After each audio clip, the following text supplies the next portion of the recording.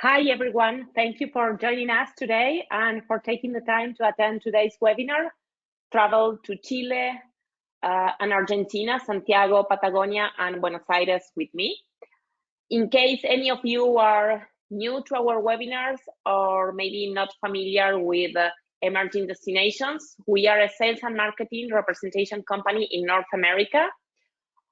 We have a big, diverse and adventure portfolio across the Americas, Africa, and Europe. Before sharing with you all the amazing 10-day trip I did last month with a group of tour operators, let's quickly review the cool companies we represent in cool places in the Americas region. In Panama, we represent La Coralina Island House, Bocas del Toro newest luxury resort. It is an amazing lodge of 23 rooms and 8 villas facing the Caribbean Sea, offering international fine dining and having a really special focus on in health, wellness, and yoga. Then in Ecuador, we have Enchanted Expeditions. With more than 40 years of experience and offices in Quito, they offer DMC services in mainland Ecuador and the Galapagos Islands. They also own and operate 2 cruises, Beluga and Cachalote Explorer, 8 cabins each, sailing the Galapagos Islands on 6 and 8 days itineraries.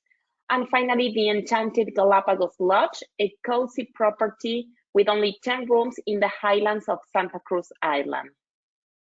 In Colombia, we represent Colombian Journeys, a DMC with offices in Bogota and offering unparalleled service and unique itineraries either for FIT or groups across Colombia.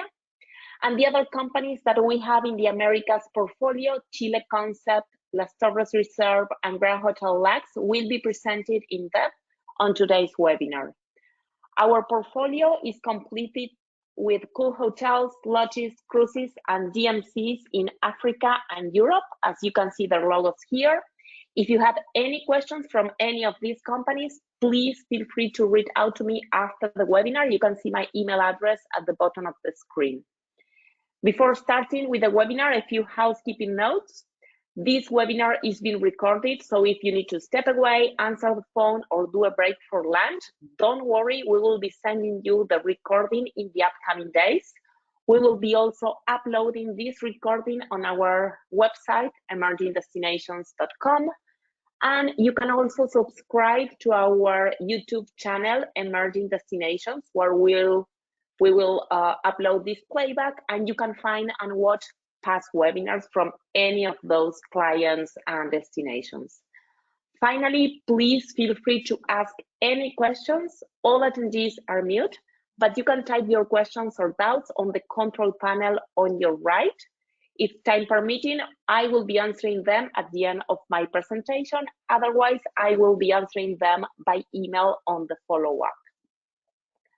So let's get started. We partner for this tour operator's educational trip with LATAM Airlines. We flew into Santiago International Airport named Arturo Merino Benitez on business class. LATAM Airlines has direct flights to Santiago from LA, New York, and Miami. But as you can see in the map, you can fly from major cities around the world into Santiago, and you can choose also from most renowned carrier companies like Delta, Air Canada, also Aerolíneas Argentinas. There are a few companies flying into Santiago.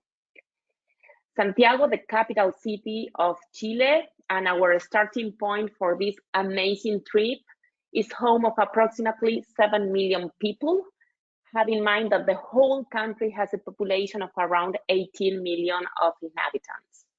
In my opinion, the city is absolutely amazing with a lot of parks, a mix of modern residential condos, gated communities, and glassy commercial buildings that contrast with the snow-covered peaks of the Andes mountains in the horizon.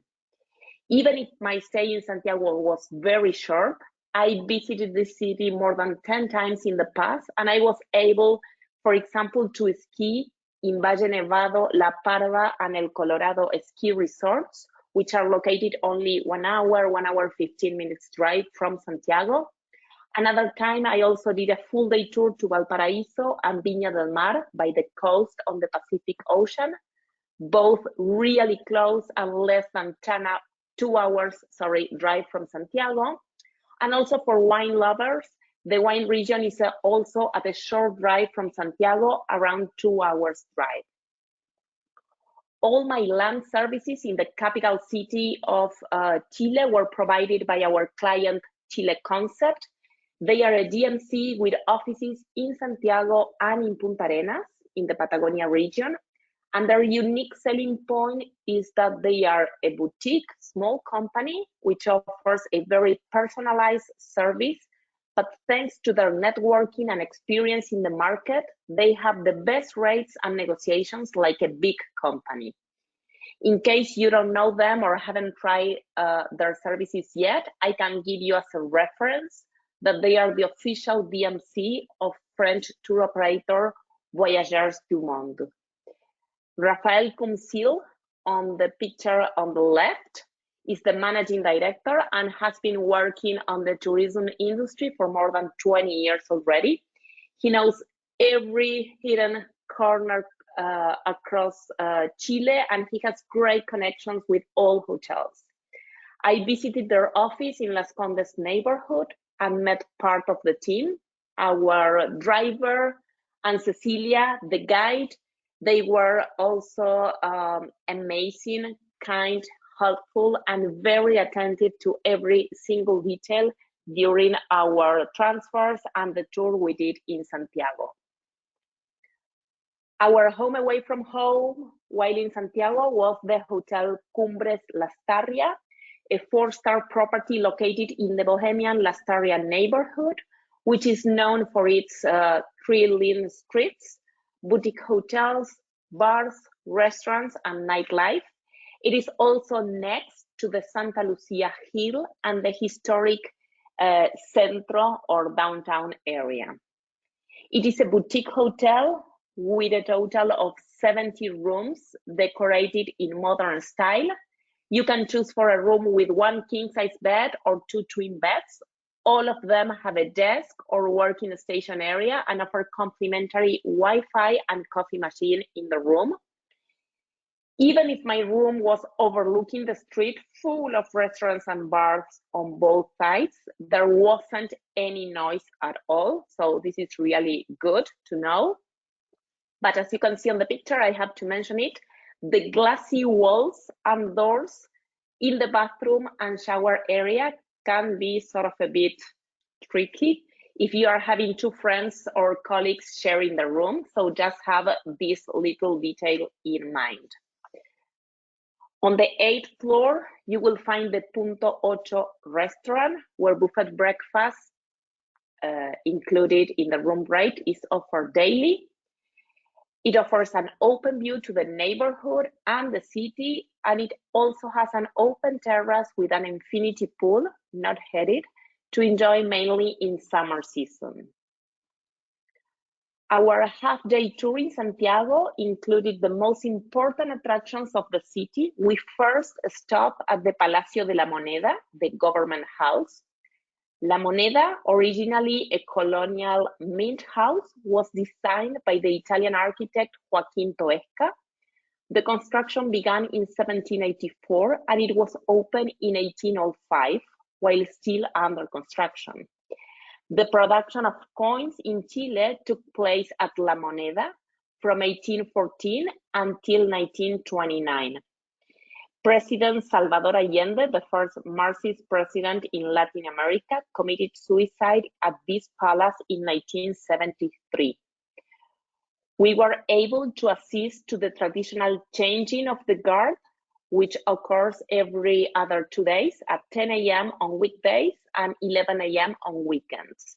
It lasts about 30 minutes and includes a band playing and troops with horses parading in the square.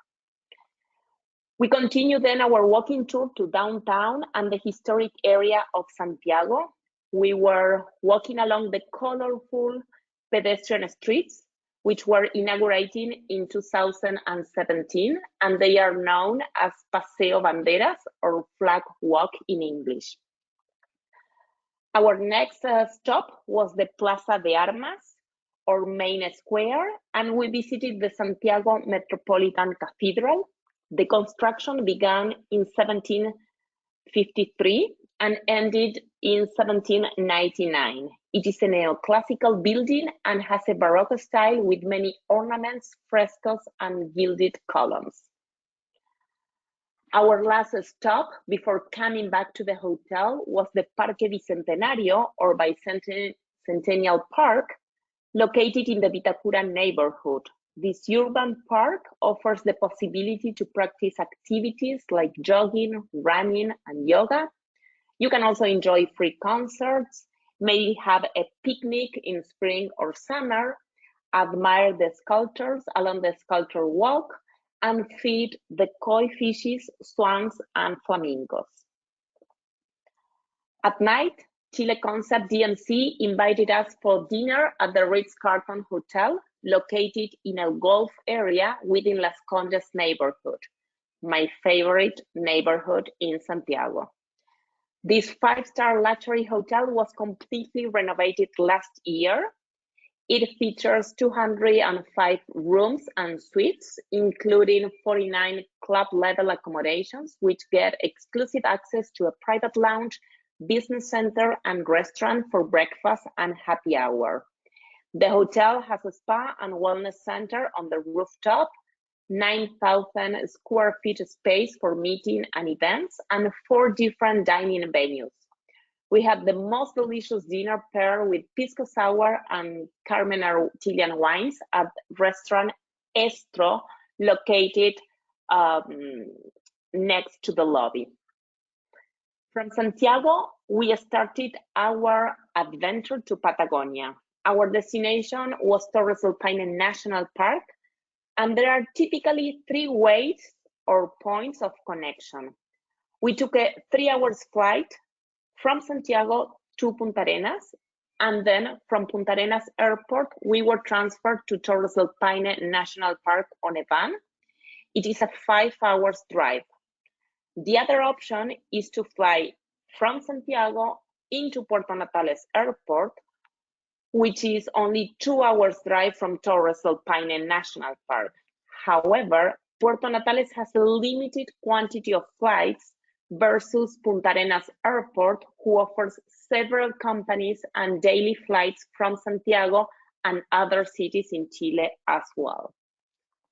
The third option is connecting through Argentina. If you have clients in El Calafate, then it is a 5-hour drive transfer up to Torres del Paine National Park. In any of the 3 options, Punta Arenas Airport, Puerto Natales Airport, or El Calafate downtown, Las Torres Reserves includes the transfers in and out on the all-inclusive programs. For clients flying into Punta Arenas Airport, Las Torres Reserve includes a stop and first activity or excursion at Estancia Cerro Negro, located just on our way up north to the park. This place was bought by the Kusanovich family, the owners of Las Torres Reserve, in 1944. It used to be a cattle ranch and their home as well. Nowadays, they have around 6,000 sheep, and our guests can enjoy a sheep sharing demonstration while tasting a delicious barbecue at noon or a Chilean traditional afternoon high tea. Leaving Estancia Cerro Negro behind, our next stop and the reason why we were traveling from so far is the Torres del Paine National Park, known as a hiker's paradise and elected as the 8th wonder of the world by TripAdvisor. It measures around 700 square miles and is one of the largest and most visited parks in Chile. Las Torres Reserve is a family business currently run by the 4th generation of the Kusanovich family. They came from Croatia a century ago, and they were established in this area. Hotel Las Torres Patagonia used to be a private ranch where the family settled their cattle breeding business. In 1992, 30 years ago, they decided to convert the ranch in a hotel, and they started to develop the property that we have nowadays.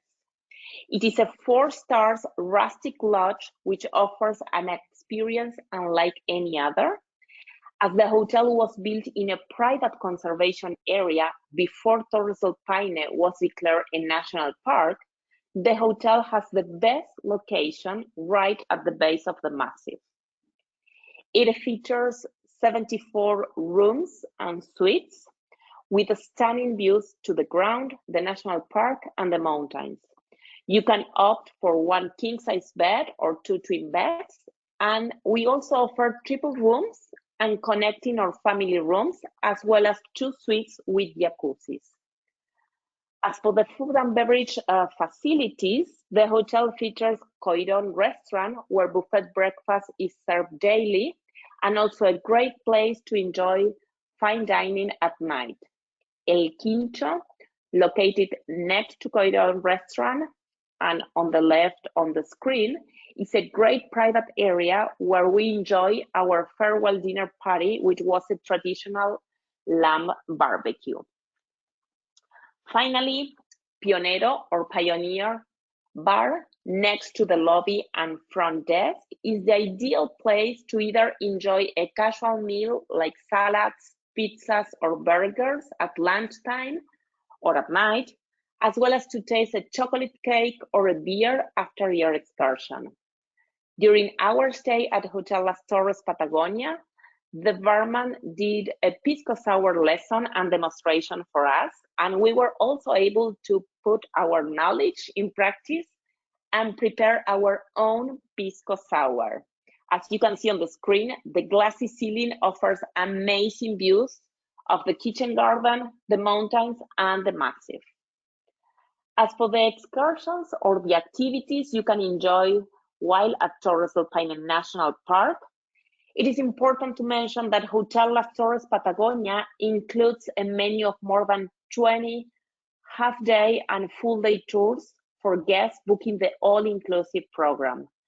There are options for all ages, levels of difficulty, and tastes, from hiking to trekking, van tours, small walks, horseback riding, navigation, cultural activities. And to start talking about activities, everything related to horses must be on the pole position. Las Torres Reserve has more than 200 horses and 15 gauchos or Baqueanos working and taking care of them. Hotel Las Torres Patagonia is the only hotel within the national park authorized to offer horseback riding excursions. This is a great unique selling point to have in mind, especially if you have clients that are horse lovers. There are many horse-related activities, low and medium difficulty, that you can do while at Hotel Las Torres Patagonia. For example, the Baqueano Cultural Experience. This is a 3-hour morning activity in which you can get a glimpse of the Patagonian lifestyle. You will learn about the local people and culture, prepare your own mate, which is a traditional herbal tea with hot water, and pair it with sopaipillas or tortas fritas, something I would say similar to a flatbread but fried. The Baqueanos will show you also how to properly saddle a horse, nail a horseshoes, and much more. Another amazing activity I enjoy while at Hotel Las Torres Patagonia is a full-day trekking to Base Torres viewpoint, which I would say is the core of the destination and maybe the main reason most of the travelers visit the park. This is an 8-hour tour or activity, and you will be covering 18 kilometers in total. I did it on foot, but you can choose to do the first 9 kilometers up to Chileno sector on horseback riding and only trek for the last part up to the granite towers.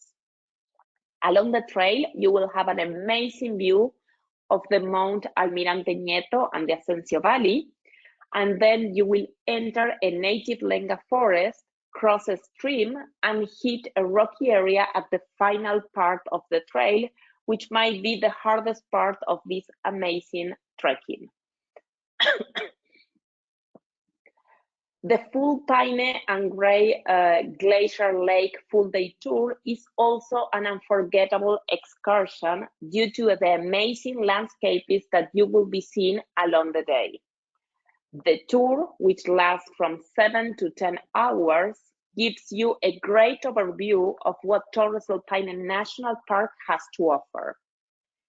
Part of the tour is done on a van, and along the way, you will stop to take pictures at some iconic places like the Black Bridge, the Northern Hall and Sarmiento Lookouts, Lake Poe, and the Salto Grande waterfall. Then you can either take a sailing trip, like I did, to have a close view to the glaciers, or simply enjoy a 2 hours small and easy walk to the peninsula.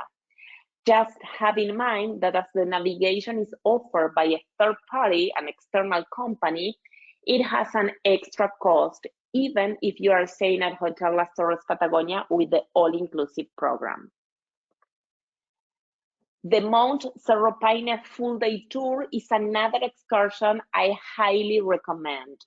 It lasts 8 hours, and I did the one that it's a mix of horseback riding on the first 8 kilometers and then trekking for the last 8 kilometers.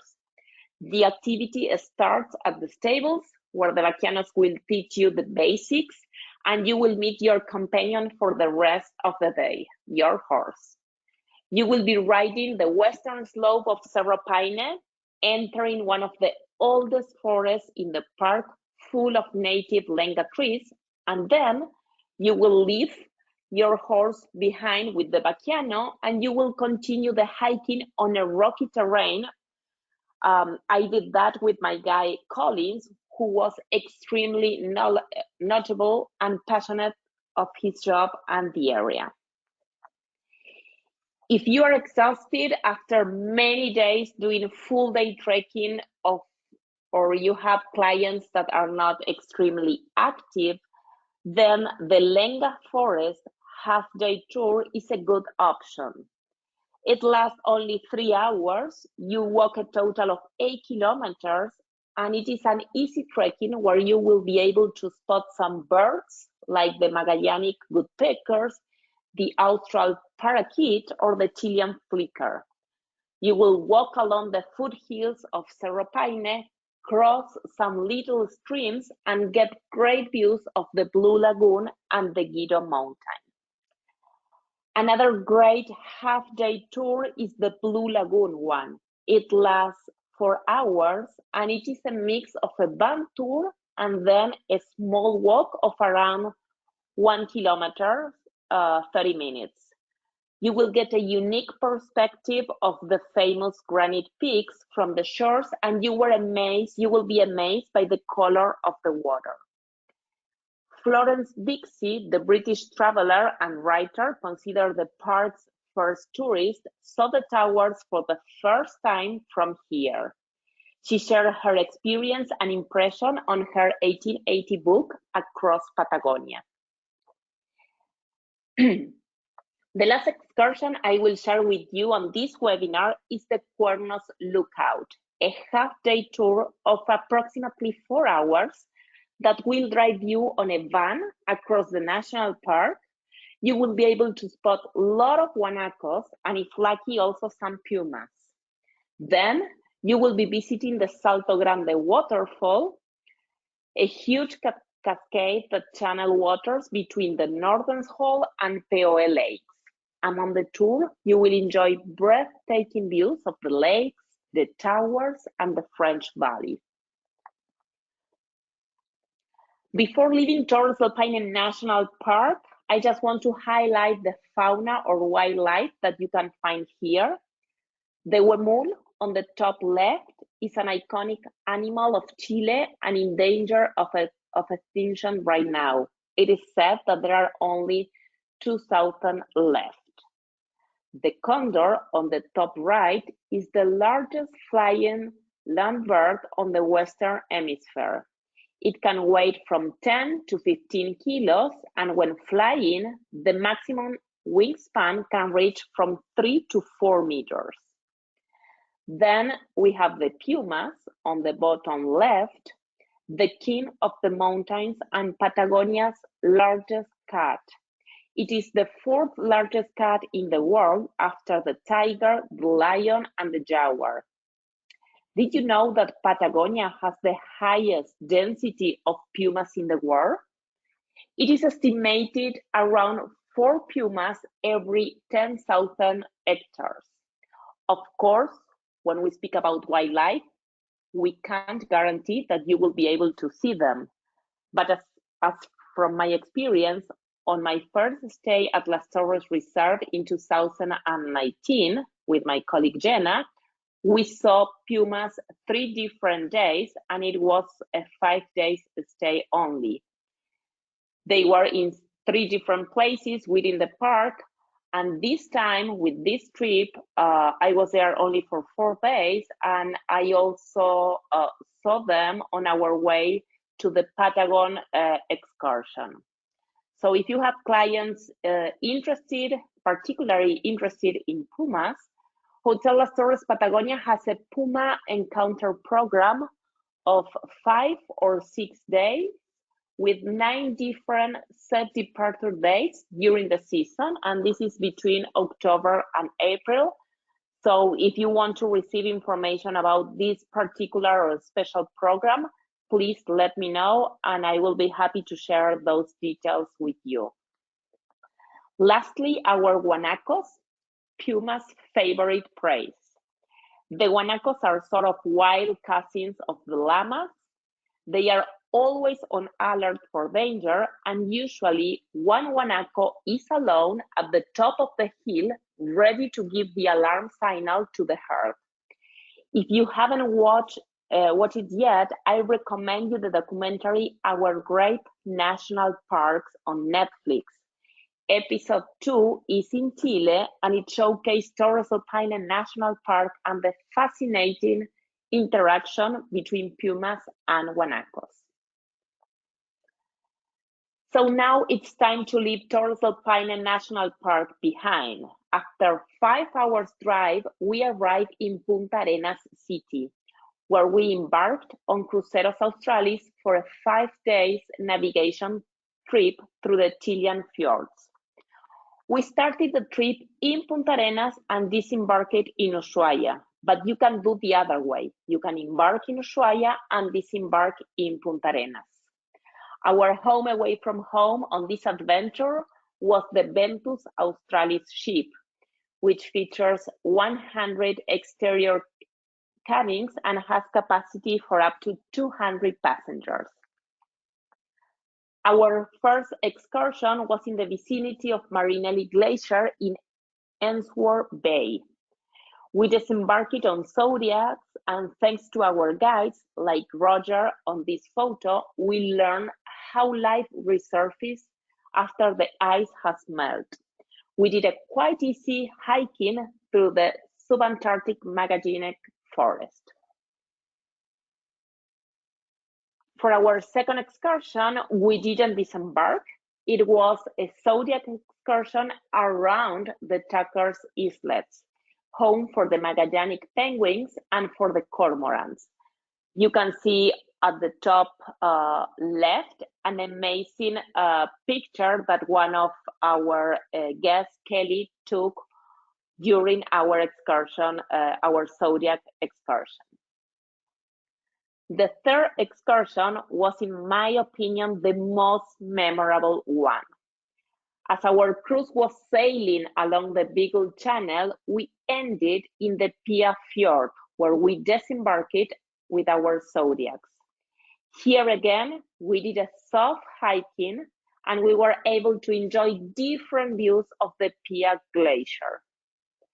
After walking around and learning a bit of geology from our guide Eduardo, we ended just relaxing in front of the glacier for about 20 minutes or so.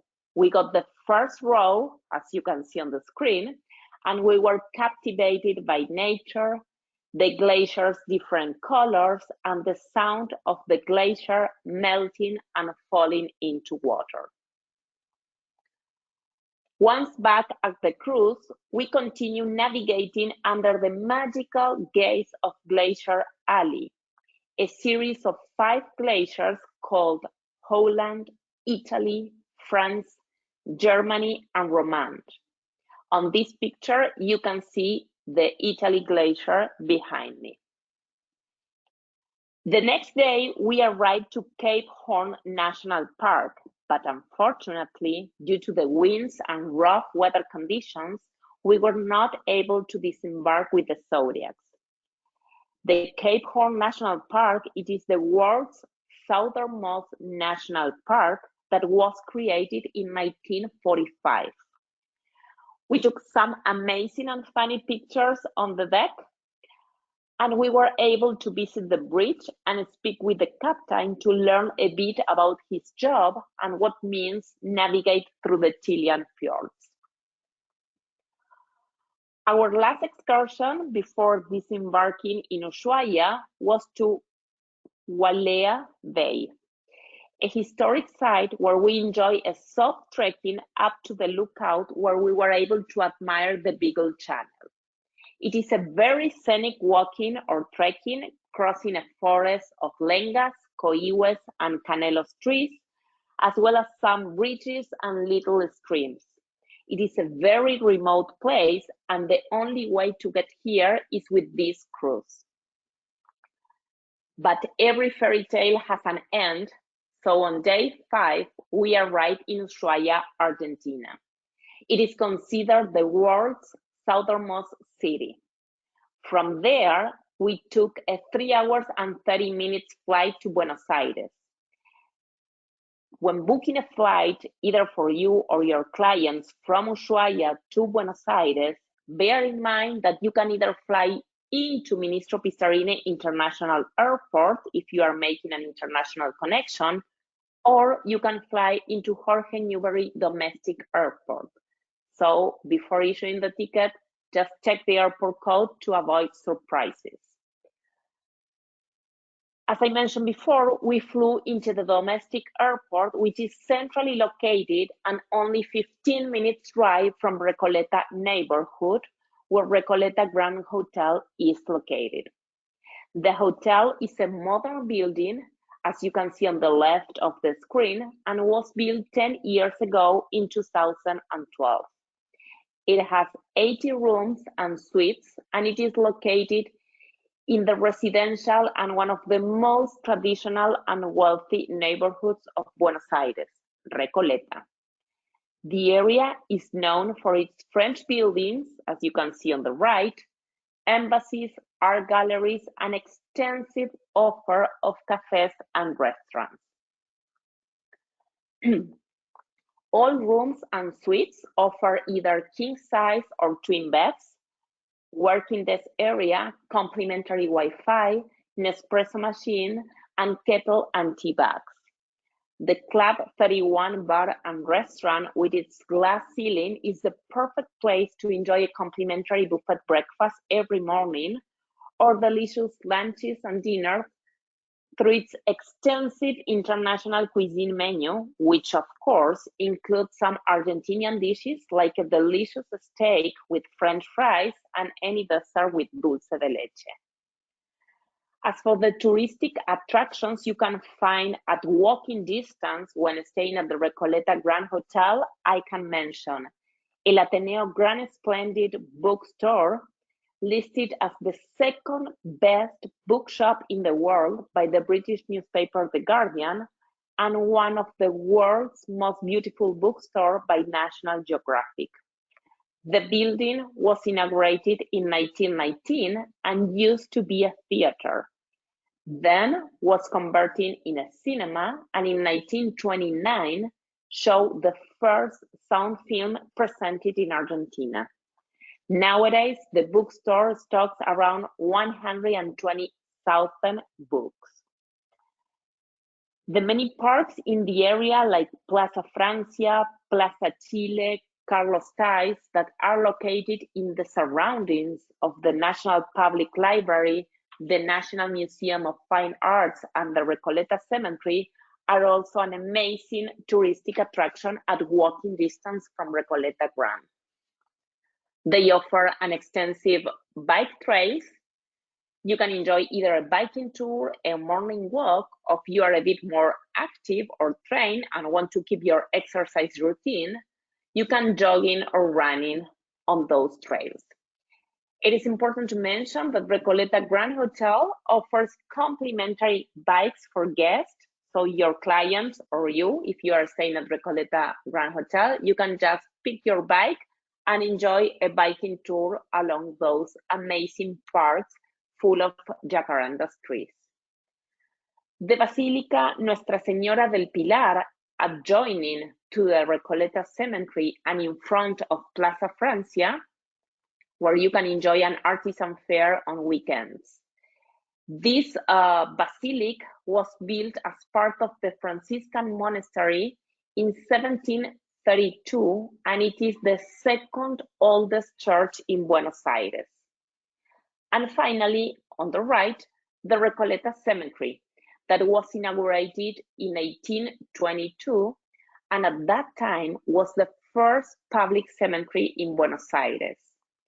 It contains the graves of notable people like presidents of Argentina, Nobel Prize winners, the founder of the Argentine Navy, a granddaughter of Napoleon, and the most traditional and rich families of the country.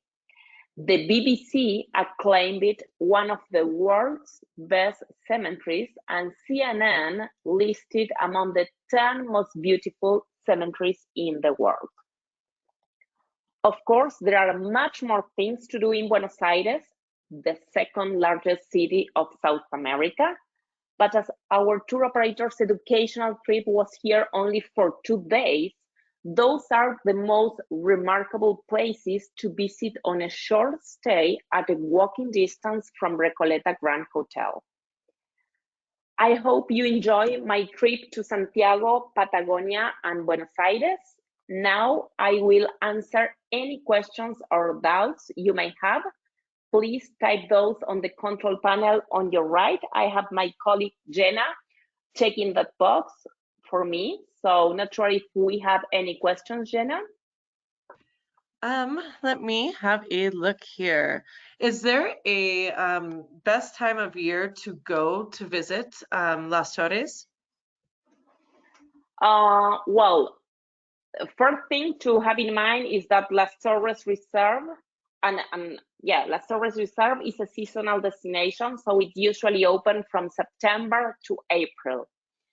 So then, during that period of time, it all depends on what you are looking for and what your clients want.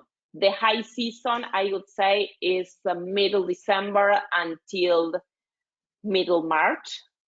But this is summer season. You have to bear in mind that there are much more people in the park than in the shoulder season, and it's a bit more windy.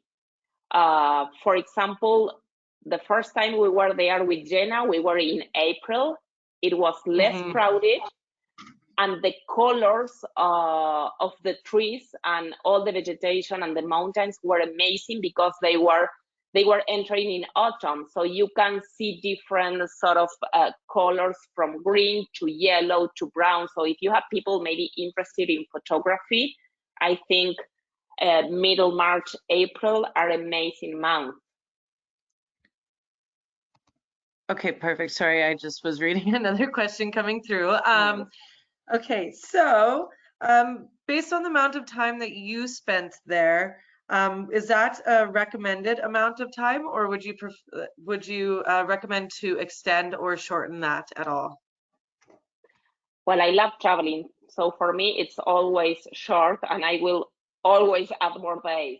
It all depends on how many days you have, the budget, and also what you want to cover. For example, I think 2 days in Santiago, it is okay if you just want to do a quick tour in Santiago and then keep going either to Patagonia, to Atacama, or to Easter Island. But if you want to include maybe Valparaíso and Viña del Mar, if you want to include a day to the wine region, I would say that I would do at least 4 days in Santiago. And then for Las Torres Reserve, we were there for 3 nights only.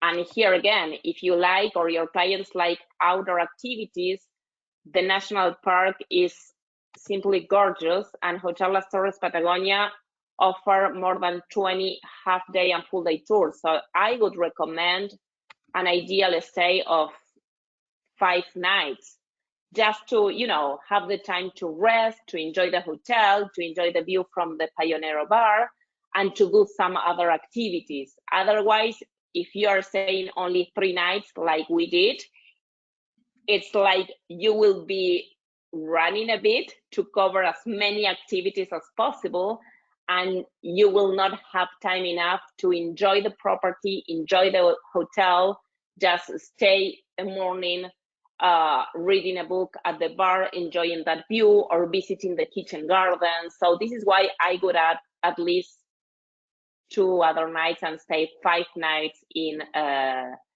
Hotel Las Torres Patagonia. And the same in Buenos Aires. 2 days, it's nothing, because the city is really big and it has a lot to offer. I highlighted only the walking distance attractions that you have around Recoleta Grand Hotel, but of course you can add an extra day and enjoy a full day tour at any estancia or ranch in San Antonio de Areco, which is approximately 2 hours drive from Buenos Aires. You can spend a day in Tigre by the Rio de la Plata River. You can add an extra day and cover La Boca neighborhood, San Telmo flea market. You can add also a half-day tour to Palermo neighborhood if you like nightlife, but also if you want to add some visit to trendy shops and design shops. So it all depends. I would say Buenos Aires deserve minimum 4 nights, minimum. Right, of course. And being from there, you know all of the activities in which you could spend time doing. So there's lots to do. And with Las Torres as well, when you're going that far down, you might as well make sure you are taking the time to appreciate it properly. Do they have a minimum requirement to stay at Las Torres? No, the minimum requirement for the all-inclusive program is 2 nights. Okay. But I think, I think having in mind that you are driving 5 hours on your way in and 5 hours on your way back, I think that 2 nights, it's maybe too short. Yeah, it's much too short to just get 1 full day of activities. I agree. Can you repeat the name of that Netflix show that you had mentioned earlier in your presentation? Yes, it is called Our Great National Parks. The voice behind that documentary is former President Barack Obama. And on the episode 2, Chile is featured, and Torres del Paine National Park is the first park that they are covering and showing the interaction between pumas and guanacos, which is funny. Well, not funny for the guanacos, but it is interesting. It's a really great show. I would absolutely recommend to watch it, and it gives you a lot of information about visiting the park as well. All right, so I think we just have one more question here, Anna, and I'm not sure if you'll be able to answer it, but I'm going to ask anyways. It's in regards to bad weather and the flights coming into Punta Arenas or Puerto Natales. Since there's so few flights, do you know if bad weather often causes delays or cancellations into either of those airports? Honestly, I don't know the answer to this question. As for my experience going there, and as far as I hear from our client Las Torres Reserve, I don't remember having cancellations because weather conditions. No, I don't think I've ever heard of this either, to be honest. No. I haven't heard of that being a problem. at least in the past, but of course it's Nope. weather, so you never know. Yeah. All right, I think that's all we have for questions, Anna, so I will hand things back over to you. Great. Thank you so much, Jenna, for being there. Thank you for all of our attendees. Thank you for your time, for your interest in our webinar. I hope that you enjoyed my presentation and you enjoyed that trip. If you need help, if we can assist you with any booking requests or information you need, either from Chile or Argentina and the clients, the companies that we feature in this webinar, please feel free to reach out to me, Anna at emergingdestinations.com. Remember that we will be uploading this webinar, this recording, on our website, on our YouTube channel, which we recommend that you subscribe. And we will be including also the playback, this presentation, and some interesting sales and marketing collateral materials from our clients in the follow-up email that we will be sending you most probably on Friday. I will do my best to do it earlier, but for sure on Friday you will get all that in your inbox. So thank you so much for your time. I hope that you or your clients can visit Chile and Argentina this 2022-2023 summer season in South America. So thank you and hope to see you here in Argentina or in Chile. Bye.